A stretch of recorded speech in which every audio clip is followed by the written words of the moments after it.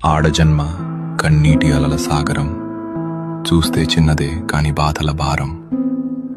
ప్రతి అడుగులోనూ పరీక్ష, ప్రతి చూపులోనూ నిరీక్షణ. ఆశల రెక్కలు కాలి, గుండెల్లో మూగవేదన. ఆ కన్నీళ్లలో ఉన్నది పిరికితనం కాదు, ఆమె నవ్వే పెదవుల వెనక ఉన్న విషాదం.